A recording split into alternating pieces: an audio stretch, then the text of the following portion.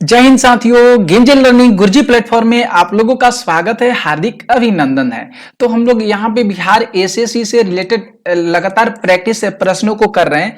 मैंने एसएससी के जो सिलेबस है उसको बहुत अच्छे तरीका से कवर किया है और उसको कवर करने के बाद जो जो मुख्य प्रश्न जो जो टॉपिक से बनेंगे उसको मैं आप लोगों को इस चैनल पर करा रहे हैं। तो देखिए आज की जो हमारी जो टॉपिक है मेन वह है फिजिक्स। इसी से रिलेटेड जो एग्जाम में प्रश्न पूछे गए हैं और जो बनेंगे प्रश्न उसी को आज की क्लास में हम कराने वाले हैं। तो आप लोग इस लेक्चर को पूरा देखने का जरूर प्रयास कीजिएगा और जितना हो सके आप लोग इसे शेयर जरूर कर दीजिएगा। ये सबसे बहुत अच्छा होता है कि आप लोग शेयर करते हैं तो अच्छा लगता है। तो ठीक है, आप लोग से यही रिक्वेस्ट है कि आप लोग इसे शेयर भी जरूर कर दीजिएगा। तो देखिए यहाँ पे आते हैं प्रश्न पहला।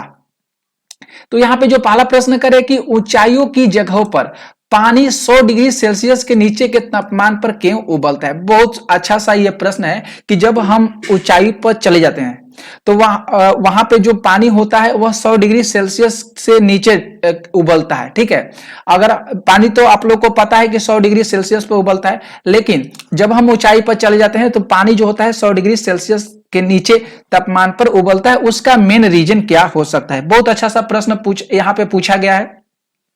तो ए यहां पे विकल्प सही होगा क्योंकि वायुमंडलीय दाब कम हो जाता है वहां पे और उबलने का जो बिंदु होता है वह नीचे आ जाता है। इसी के वजह से जो पानी होता है वह 100 डिग्री सेल्सियस तापमान के नीचे उबलने लगता है। तो इस तरह के प्रश्न हर एग्जाम में पूछे जाते हैं, तो आप लोग के भी एग्जाम में जरूर पूछे जाएंगे, इसलिए मैंने इस तरह के प्रश्न लिए हैं। ठीक है, नेक्स्ट प्रश्न हम लोग देखते हैं। यहाँ पे जो दूसरा प्रश्न है ये भी बहुत सुंदर सा प्रश्न है। दूसरा जो प्रश्न है यहाँ पे कह रहा है कि साबुन के बुलबुले के अंदर का दाब जो उसका प्रेशर होता है तो वह क्या होता है। तो वह जो होता है वायुमंडलीय दाब से अधिक होता है। उसका जो प्रेशर होता है साबुन के बुलबुले के अंदर का जो प्रेशर होता है वह वायुमंडलीय दाब से क्या होता है, अधिक होता है। ठीक है, तो इसे ध्यान में जरूर रखिएगा। नेक्स्ट प्रश्न हम लोग देखते हैं तीसरा। यहां पे जो तीसरा प्रश्न है कि प्रेशर कुकर में खाना जल्दी पकता है, इसका मेन रीजन क्या हो सकता है। तो इसका मेन रीजन होता है यही कि जो पानी का क्वथनांक होता है वह अधिक हो जाता है, वह पानी का क्वथनांक बढ़ जाता है।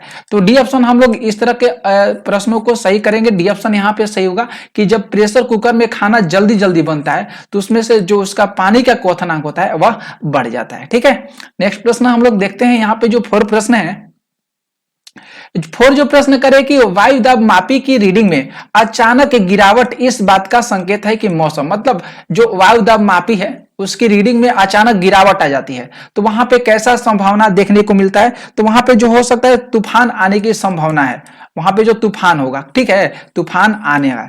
तो यहाँ पे डी ऑप्शन को हम लोग क्या करेंगे, सही करेंगे। नेक्स्ट प्रश्न हम लोग देखते हैं। यहाँ पे जो 5 नंबर प्रश्न है कि हाइड्रोजन से भरा हुआ पॉलिथीन का एक गुब्बारा पृथ्वी के तल से छोड़ा जाता है और वायुमंडल की ऊंचाई पर जाने से क्या होगा। वायुमंडल की ऊंचाई से जाने पर क्या होगा। बहुत अच्छा सा प्रश्न है, बहुत इंपॉर्टेंट सा ये प्रश्न है और बहुत बार एग्जाम में जो जो एग्जाम हुए उसमें ऐसे प्रश्न बहुत बार पूछे गए हैं। रेलवे हो गए, एसएससी के एग्जाम हो गए, बिहार एसएससी हो गए, बीपीएससी के द्वारा प्रश्न इस तरह के तो पूछे ही जाते हैं।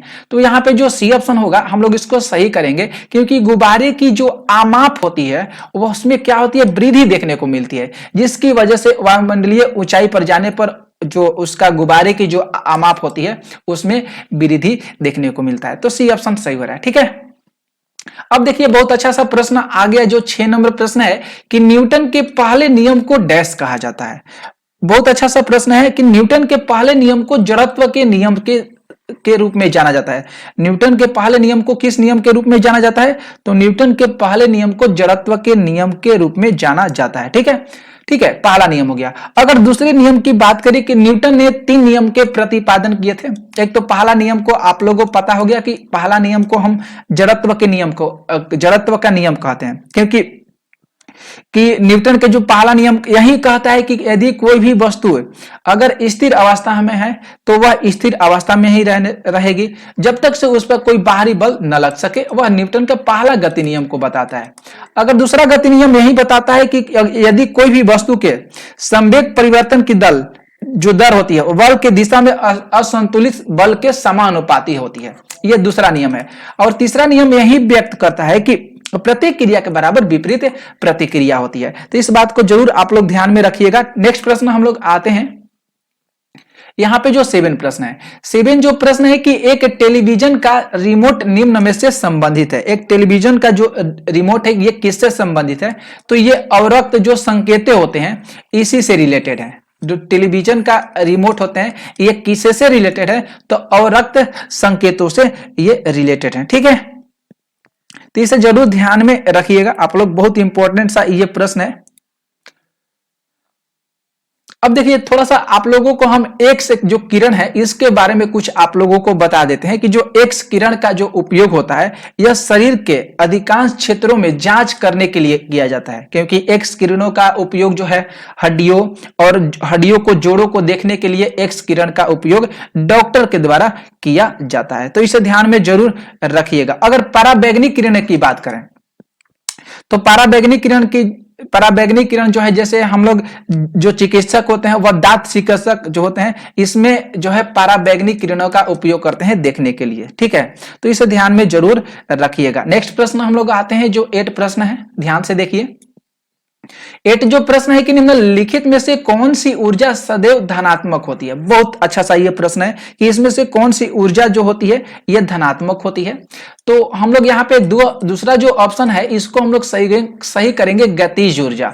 गतिज ऊर्जा जिसको काइनेटिक एनर्जी के नाम से जानते हैं, और इसका जो फॉर्मूला होता है 1/2 mv² होता है। इसका फॉर्मूला क्या होता है?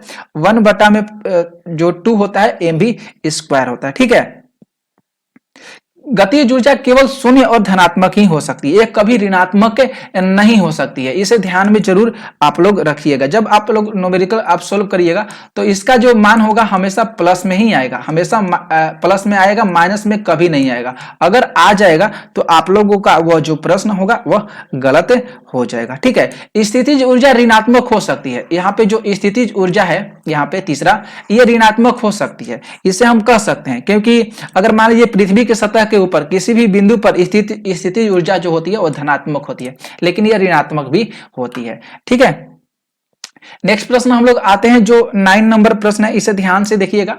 9 जो प्रश्न करे कि कौन से उपकरण विद्युत की चुंबकीय शक्ति पर निर्भर करते हैं? तो यहाँ पे जो पंखा हो गया, टेलीफोन रिसीवर, डायनेमो और उपयुक्त सभी। तो चौथा ऑप्शन यहाँ पे सही हो रहा है, उपयुक्त जो सभी है ये चुंबकीय शक्ति पर निर्भर करते हैं। पंखा भी हो गया, टेलीफोन रिसीवर और डायनेमो जो होते हैं ये जो है चुंबकीय शक्ति पर निर्भर करते हैं, क्योंकि जो पंखा है या एक प्रकार के पंखा में एक प्रकार के विद्युत मोटर लगे होते हैं जो विद्युत ऊर्जा को क्या करता है, पंखा यांत्रिक ऊर्जा में कन्वर्ट करता है। ठीक है, इसे ध्यान से आप लोग जरूर रखिएगा। बहुत अच्छे अच्छे प्रश्न है। अगला प्रश्न हम लोग देखते हैं जो 10 नंबर प्रश्न है। यहाँ पे जो 10 प्रश्न करें कि पदार्थ X का उपयोग तार बनाने के लिए किया जाता है और पदार्थ Y का उपयोग इसे ढकने के लिए किया जाता है। इसे थोड़ा सा अच्छे तरीका से आप लोग समझिएगा। पदार्थ X का जो उपयोग है ये तार बनाने के लिए कह रहा है और Y का उपयोग कर रहा है इसे ढकने के लिए किया जाता है।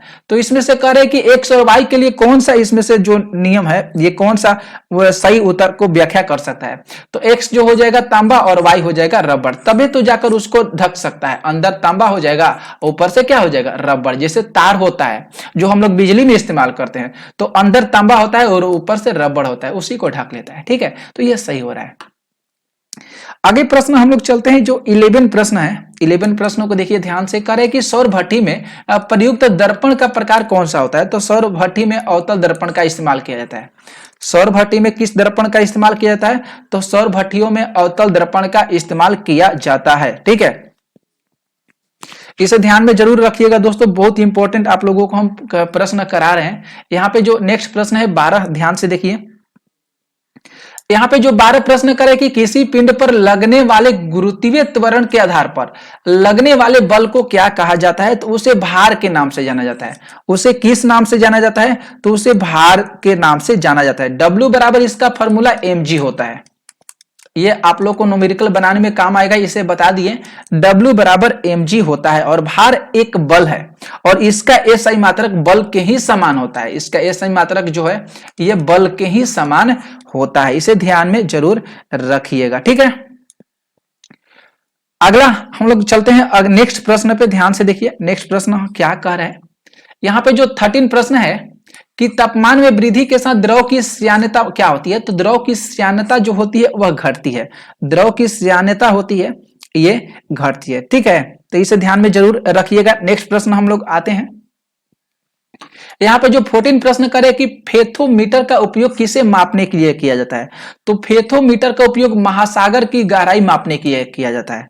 किसका उपयोग? फेथोमीटर का उपयोग महासागर की गहराई मापने के लिए किया जाता है। ध्यान में रखिएगा। अगर भूकंप की बात करें तो भूकंप को मापने के लिए रिएक्टर पैमाना का इस्तेमाल किया जाता है। किसका इस्तेमाल किया जाता है? जो रिएक्टर पैमाना होता है इसका इस्तेमाल किया जाता है। वर्षा तो आप लोगों को पता होगा, वर्षा रेन गेज से नापा जाता है। किससे नापा जाता है? रेन गेज से। बहुत अच्छा प्रश्न आप लोगों को करा रहा है, इसे ध्यान में रखिएगा। और महासागर की गहराई तो आप लोग को पता हो गया, फेथोमीटर से नापा जाता है। ध्वनि की तीव्रता कैसे नापा जाता है? ध्वनि की तीव्रता जो है ऑडियोमीटर से नापा जाता है। ध्वनि की तीव्रता किससे नापा जाता है? ऑडियोमीटर से नापा जाता है। ठीक है, तो ये उपकरण को आप लोग जरूर ध्यान में रखिएगा। नेक्स्ट प्रश्न देखते हैं। 15 प्रश्न है कि निम्नलिखित में से कौन सी इकाई विद्युतीय माप की एक इकाई नहीं है? तो विद्युतीय माप की एक इकाई जो है एंगस्ट्रम जो है ये नहीं है। कूलॉम, सीमेंस, ओम ये हो सकता है, लेकिन एंगस्ट्रम जो है ये नहीं हो सकता है। एंगस्ट्रम किसका इकाई है? तो एंगस्ट्रम जो है लंबाई का इकाई है। किसका इकाई है? एंगस्ट्रम लंबाई की इकाई है, जो बहुत छोटी सी दूरी मापने के लिए किया जाता है। और एक एंगस्ट्रम में होता है 10 के पावर 10 मीटर के बराबर होता है। एक एंगस्ट्रम किसके बराबर होता है? तो 10 के पावर 10 मीटर के बराबर होता है। और ये एंगस्ट्रम छोटी दूरी को मापने के लिए इसका उपयोग किया जाता है। सीमेंस का जरूर आप लोग ध्यान में रखेंगे। सीमेंस जो है, सीमेंस का जिसे हम लोग एस से निरूपित करते हैं, यह विद्युत चालन की इकाई है। सीमेंस किसका इकाई है? इसे ध्यान में रखिएगा, बहुत इंपॉर्टेंट है। विद्युत चालन की इकाई है। किसका इकाई है? सीमेंस विद्युत चालन की इकाई है। और सीमेंस जो होता है ये ओम का व्युत्क्रम होता है। किसका व्युत्क्रम होता है? ओम का व्युत्क्रम होता है। ठीक है, और विद्युत आवेश का ऐसा ही मात्रक क्या होता है? कूलम होता है। ये किसका आवेश है? ये विद्युत आवेश का इकाई है। तो इसे ध्यान में जरूर आप लोग रखिएगा। ठीक है, नेक्स्ट प्रश्न हम लोग आते हैं 16 प्रश्न करें कि निम्नलिखित में से कौन सा नियम विद्युत धारा के ऊष्मीय प्रभाव से संबंधित है? कौन सा नियम?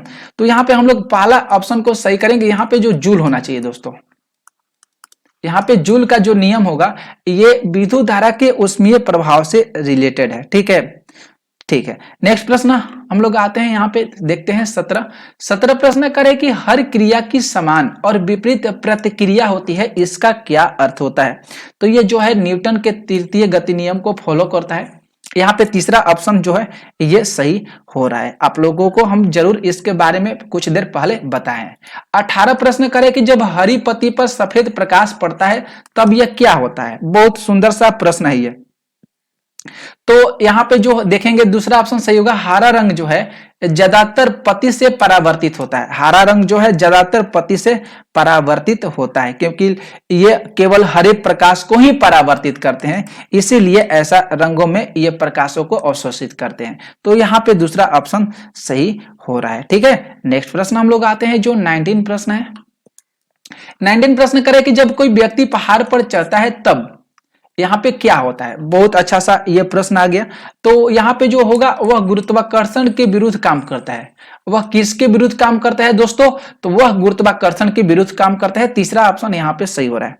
नेक्स्ट प्रश्न हम लोग आते हैं जो 20 प्रश्न कर रहे हैं यहाँ पे कि जो प्रकाश तरंगे किस प्रकार की तरंगे होती है? तो प्रकाश तरंगे जो होती है अनुप्रस्थ तरंगे होती है। प्रकाश तरंगे कौन सी तरंगे होती है? तो अनुप्रस्थ तरंगे होती है। और तरंगे जो है कितनी प्रकार की होती है? 2 प्रकार की, एक अनुप्रस्थ तरंगे और एक अनुदैर्ध्य तरंगे। तो प्रकाश अनुप्रस्थ तरंग का उदाहरण है। और जो तरंग हो जाएगा यहाँ पे जो ध्वनि तरंग होते हैं, जो ध्वनि तरंग, ये किसके उदाहरण हो जाएंगे? तो ये अनुदैर्ध्य तरंग के उदाहरण हो जाएंगे। ठीक है, तो आगे नेक्स्ट प्रश्न हम लोग आते हैं जो 21 प्रश्न है। देखिए यहाँ पे ध्यान से 21 प्रश्न है दोस्तों कि स्टील की गोली पारे पे तैरती है, क्यों तैरती है? क्योंकि पारे का जो घनत्व होता है वह स्टील की अपेक्षा अधिक होता है। पारे का घनत्व जो होता है वह स्टील की अपेक्षा अधिक होता है, इसलिए स्टील की गोली जो है पारे पर तैरती है। बहुत इंपॉर्टेंट सा प्रश्न है, ध्यान रखिएगा।